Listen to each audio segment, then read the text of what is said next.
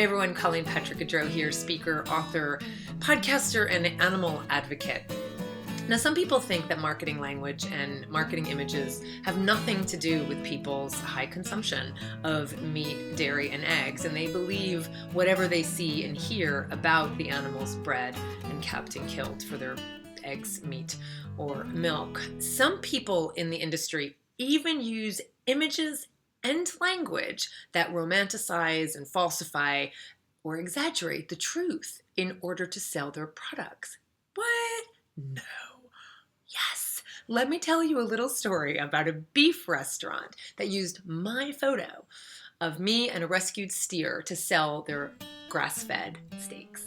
Now, as I said, I'm an animal advocate, and I also happen to be one of those animal advocates who loves animals. I always say that you don't have to love animals or consider yourself an animal advocate or an animal activist to not want to see animals hurt. Frankly, I think most people don't want to see animals hurt or violated or even killed, even though the majority of the public eats animals who were killed. But I really do believe that people do not want to see animals harmed, and yet our society is set up in such a way that we do participate in their suffering every day. We just don't see it.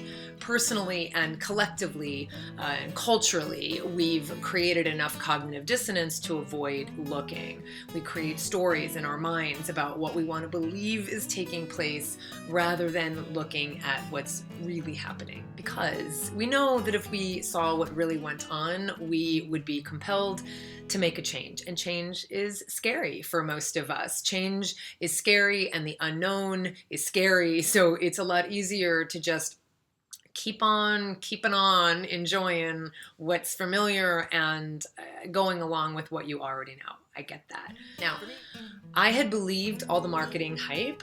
Even before I was vegan, I was vegetarian for several years, which means I didn't eat the flesh of animals, but I was still consuming their eggs and their milk. And I bought all of the products whose marketing language and, again, marketing images made me feel less guilty about what I knew were products of exploitation and abuse.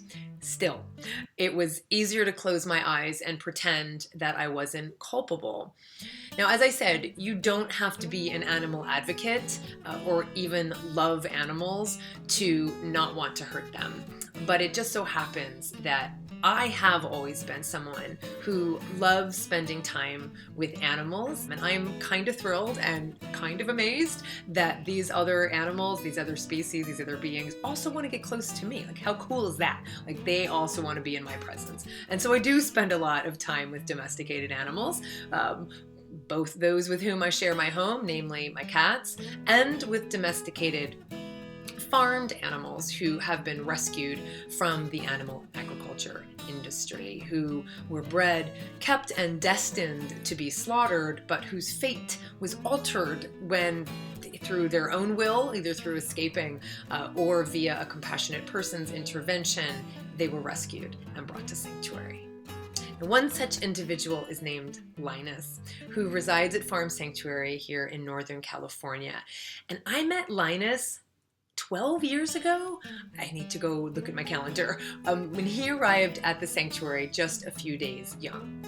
His mother was being used in the dairy industry, having been bred for the purpose of having babies who would be taken from her so we could take her milk. And the owner of this dairy farm, a small, local, humane dairy farm, brought Linus's mother to the large animal hospital because she was having trouble giving birth. And if he lost her, he would lose a valuable asset that is, of course, the foundation of his business model. Now, keep in mind that the dairy cow, to a dairy operator, to a dairy farmer, is everything to him. Not because he's an altruistic animal lover, but because he's a businessman or businesswoman. And the dairy cow is a unit of production with inputs and outputs. His investment in her is all about minimizing inputs, i.e. costs, and maximizing outputs, i.e. profit, her milk. If something happens to his main investment, it's a real loss. And though the animal agriculture industry operations, they do indeed factor loss into their calculations, i.e. they factor how many animals will die en route to the slaughterhouse. For example, if they can invest a little money into ensuring against more loss, then they'll do that. It's all a calculation. It is, after all, a business, and it's a risky one at that. So perhaps Linus's mother was a particularly valuable cow, not in terms of her inherent value, of course. Animals in the meat, dairy, and egg industries don't have inherent value. They're valuable only in how much they can produce for the industry, but valuable in terms of how easy she might be to impregnate, how easily she gets pregnant, how many calves she's already had, how high her milk output tends to be, how many more years he can continue to exploit her reproductive system to get as many offspring from her and take as much milk from her before he sells her for slaughter. So perhaps she's valuable in one of these ways or all of these ways. And just to offer perspective, all cows used for their milk are usually sold to be killed by age 4 or 5, at which time their bodies and bones have been so depleted of calcium they can barely walk. And the slaughter, of course, happens because at 4 or 5 years young, their output, their calves or their milk output is not enough to justify investing any more inputs, food and water. So if that sounds young, it is. Cows could live up to 20 to 25 years. And you figured right. It also means cows are impregnated before they're even fully sexually mature. And if all that sounds disturbing to you, it's because your instincts are right. It is disturbing. And so because of the value this dairy farmer perceived in Linus's mother, he brought her to the animal vet. I say large animal vet. The vet himself isn't large, but it's a vet that specializes in large animals. So she was having trouble giving birth to who turned out to be Linus. And Linus, as you can probably tell from his name, is a boy. Now, boys are not valuable to the dairy industry, of course, because boys don't lactate. Boys don't lactate because boys don't get pregnant and have babies.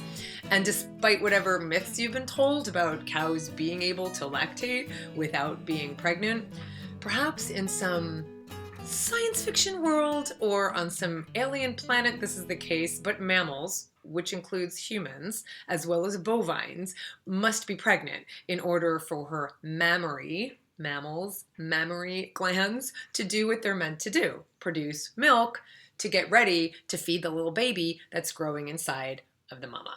So back to Linus and the fact that he was born male, which is the case with half of the births in the dairy industry.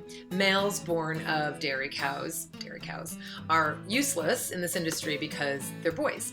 And they're useless in the beef industry, or aren't as valuable, at least in the beef industry, because the cattle humans breed for dairy are very different than the cattle humans breed for beef. Dairy cows are bred to be milk machines. They're very tall. They have to withstand many back-to-back pregnancies and being milked almost year-round. Ow. And they're rather bony rather than muscly. You've seen these breeds. You'd recognize them as the Jersey breeds. The Jersey breeds are the ones who look like little fawns. They look like deer. The Holstein, the Guernsey, the Brown Swiss, they look like these. They can weigh up to 1,500 pounds and stand up to 5 or 6 feet at the shoulders. They're massive. Jerseys and Guernseys tend to be not as massive as the Holsteins, but you can tell they're dairy cattle by the shape of their bodies. They're tall, they're lean, they're kind of bony. Beef cattle, these breeds, like Angus, Hereford, Devon, Texas Longhorn, Brahman, these are all beef cattle. They're bred to be stocky. They're bred to be beefy. There's no other word for it because they're bred to be thick and strong muscled because the flesh of the animals we eat is pretty much muscle and fat with some, pathogens thrown in. And with these differences in these breeds that we've created, the dairy industry can't turn around and sell a male calf, the male offspring of a dairy breed, to a steak company. They're not bred and valued for muscles and fat. They're not bred for that. Dairy breeds are bred to breed and lactate. So that means males in the dairy industry are useless and provide little value to a dairy farmer. Some are killed right away, because remember, a good business person wouldn't put inputs in if you're not going to get output. Some are sold to be killed in a few weeks to become veal. And the veal industry definitely makes the dairy industry more profitable because, of course, at least the dairy industry can make some money from the male babies.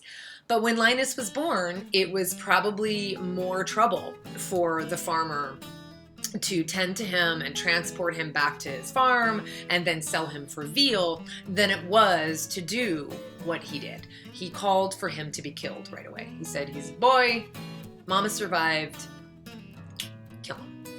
The fate of all animals bred for meat, dairy, and eggs, of course. They're born to be killed. There's no such thing as a slaughter-free animal agriculture industry. So in this case, he was just, he just said, kill him right now. Now, luckily for Linus and for all of us who know him and have met him, a compassionate person intervened and said, no, I'm not going to kill him. And it was arranged for him to go to Farm Sanctuary in Orland, California, which is where I met him. Now, because his mother was brought back to the farm, and of course the milk meant for Linus was now being artificially extracted from her body, sold for us to consume, of course, once it's been pasteurized with heat and supplemented with nutrients. She was then, of course, impregnated again, and then she's long since been killed, no doubt. Linus, of course, needed to be bottle-fed to give him the sustenance and nutrients he needed to grow into the healthy, gorgeous, tall steer he is today. Now, I bottle-fed him in those early days, and I fell in love with this little calf. He is and was the kindest, sweetest, most gentle steer, and everyone who meets him just falls in love with him. I would spend hours playing with him and just basking in his wonderfulness. And he loved, one of his favorite things, as you can see, is having his chin and neck scratched, and he would just stretch it out for me to scratch, and he would try to get his little 60-pound body into my lap. And today, 12 years and 1,500 pounds later, he still tries to do the same thing. And it was this photo, this amazing moment captured just as Linus had scampered over to me. He heard my voice, he came over, he scampered over, he knelt down, he prostrated his body down over mine, and with his head in my lap. This photo captured millions of people. It is on the cover of my 4th book, Vegan's Daily Companion, and it's all over the internet. It was such an amazing moment. It's made its way to hundreds of websites and hundreds of blog posts and articles and Pinterest pins and photo contests, and it's garnered thousands of comments and tens of thousands of shares. And because of the nature of the internet, and because I initially put that photo out publicly with the intention of it being seen, because it captured such a beautiful moment, over time, it happened that the photo is now out there on the internet without any copyright info attached to it. In fact, the wonderful animal photographer Connie Pugh took that photo. She was there for that moment. She captured that moment, and it's she who deserves the photo credit. Nonetheless, though I have seen that photo all over the internet with and without photo credit, it's mostly on vegan and animal rights blogs and websites and pages and articles. And if you are using it, thank you for sharing this beautiful image publicly, but do let people know that Connie Pugh is the photographer and that me and Linus are the subjects, and you can direct folks to ColleenPatrick-Goudreau.com. I'd appreciate that so much.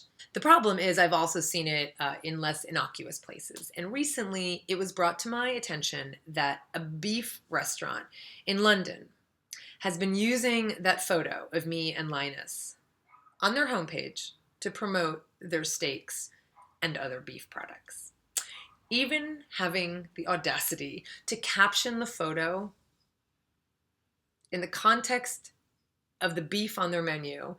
The caption of the photo is more than a little tenderness, and it gets worse. You wouldn't think it could get worse than that. It says, quote, "We're with the happy couple above," referring to me and Linus. We're with the happy couple above in thinking that the finest steaks come from beef raised on grass. A feed of plain grass produces the healthiest cows with steaks that taste wonderful, end quote. And it keeps going on to talk about how superb that flavor is. Now, thankfully, a follower of mine somehow discovered this and alerted me to it right away. Now, this is not the first time I have seen a beef or dairy related company use that photo to hawk their animal products, which of course begs the question, if the animals you raise and whose body parts you sell are living in such perfect conditions, why not use your own photos? Or if you're buying products from places that you say are so reputable and so humane, then why don't you use photos from those vendors? The answer, of course, is because there's marketing and then there's reality, and the twain don't meet.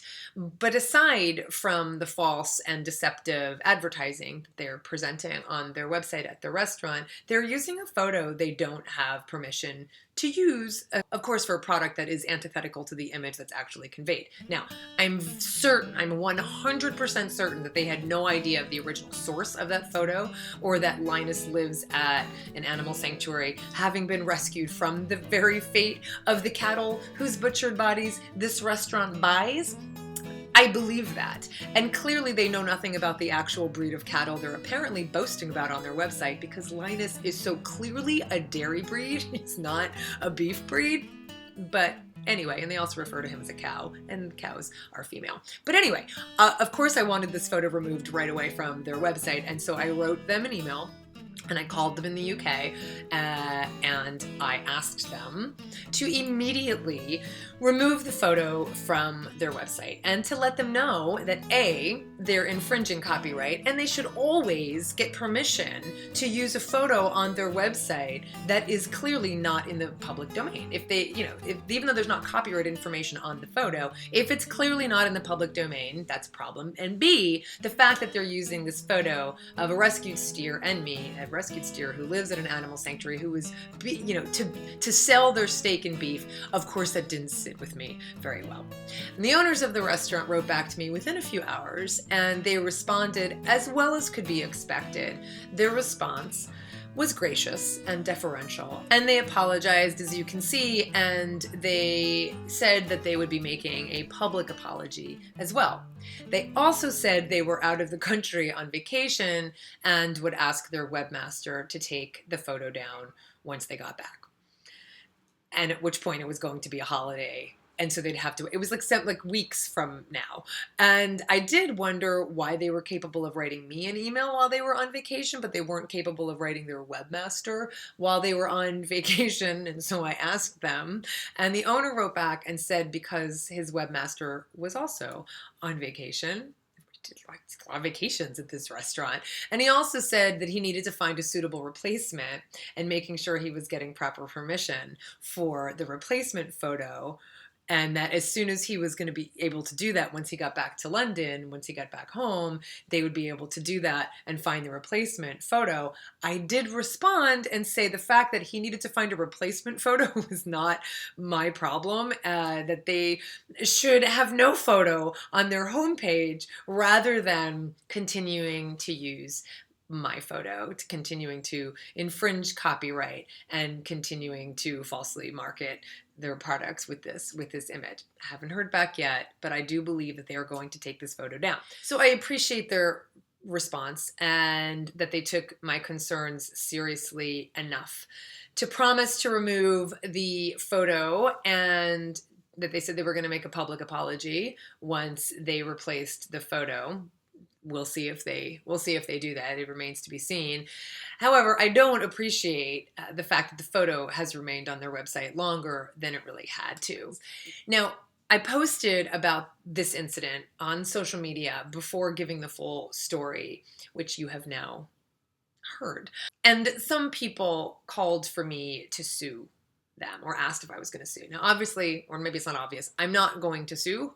I suppose Connie Pugh, who is the photographer, someone who took that photo, if she wanted to sue, she can, but I can't imagine she would. U.S. copyright laws don't necessarily get enforced outside of the U.S., and really more than that, the real reason is my inclination is to avoid the courts when you can work something out directly with another human being. Were they wrong? Absolutely. Will they rectify it? Yes, absolutely. I do believe they will. Do I want them to pay? Well, No, I mean, not necessarily. The best way I think they could atone is to convert their restaurant to a vegan one, but that's probably not going to happen, and I'm not going to hold my breath. I just don't want my photo of me and Linus to be used to promote beef and steaks. With that taken care of, though, personally, I'm not looking for compensation for personal damages. The damages are much bigger than me. Personally, the damages, unfortunately, are what I try to combat every day in the work that I do. The damages can be offset every time someone chooses a delicious, juicy, grain-based burger rather than one made from a once living animal. Those are the damages I would like to see reversed. So that's it. That's the story of Linus, his awesomeness, his rescue, how he's an ambassador for the 800,000 plus male calves killed every year in the dairy industry who aren't as lucky as him, and how a photo that captures the fact that two beings from completely different species can find love and affection in one another. So please do share this photo and tell Linus's story, but just be sure to credit it properly because you don't want to get an email from me.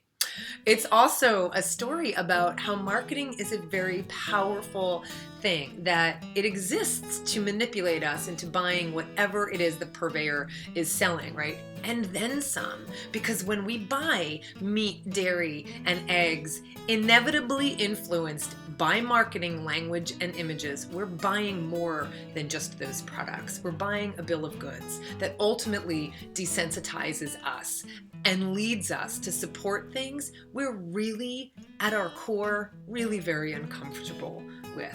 So thanks for thinking of Linus today and all the days in which you might consider doing something different to manifest your deepest values in your daily behavior. You're already eating vegan food. Just keep doubling what you're already doing and revel in how good it feels and how good it tastes to manifest your values in your behavior. I'd love to hear your thoughts, what your takeaways are from this little story, what your questions are, and you can add those below. And if you like what you heard today, please give the video a thumbs up and pass it on, and make sure you are subscribed to this channel so you will be the first to hear about more fascinating stories like this one. And you can, of course, support these videos and these messages by clicking on the support link below. You can visit Patrick-Goudreau.com for lots more information about living compassionately and healthfully for the animals. This is Colleen Patrick-Goudreau. Thanks for watching.